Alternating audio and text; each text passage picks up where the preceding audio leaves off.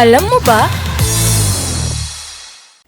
Marami sa atin ang mahilig maligo ng mainit na tubig, lalo na kapag malamig ang panahon o pagod ang katawan. Pero, alam nyo ba na ang hot shower ay may negatibong epekto sa ating kalusugan? Kung akala nyo ay mas nakaka-relax ito, maaring mas makasama pa ito sa ating katawan. Pero, paano nga ba nagkakaroon ng masamang epekto ang sobrang mainit na tubig sa ating katawan? Ayon sa Dermatology Clinic 2020, ang hot shower ay nakakaapekto sa natural oils ng balat na nagiging sanhi ng pagkatuyo o dry skin at irritation. Ito rin ay maaaring magdulot ng pamumula at pangangati ng balat, lalo na sa mga may sensitive skin o karamdaman gaya ng eczema o psoriasis.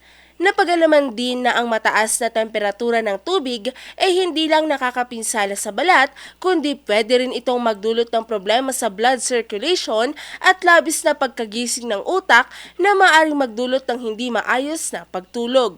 Ito ang dahilan kung bakit nagiging masama ang mainit na shower dahil ito ay nakakaapekto sa blood vessels ng katawan. Kapag masyadong mainit ang tubig, nagdudulot ito ng vasodilation o ang pagluwag ng mga ugat ng dugo na maaaring magresulta sa biglaang pagbaba ng presyon at pagkahilo. Ayon sa iba pang pananaliksik, ang ideal temperature para sa pagligo ay nasa 37 degrees Celsius to 40 degrees Celsius, sapat para ma-relax ang katawan nang hindi nasisira ang natural balance ng balat. Ang mga hot showers na lampas 42 degrees Celsius ay delikado, lalo na sa mga may problema sa puso at blood pressure.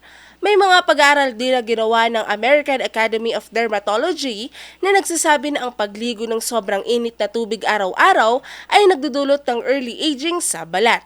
Ito ay dahil sa patuloy na pagkawala ng natural moisture ng balat na maaring magdulot ng mas maagang paglabas ng kulubot at dry patches. Kaya naman kung ikaw ay mahilig maligo ng mainit na tubig, subukan itong bawasan at itama ang temperatura ng tubig.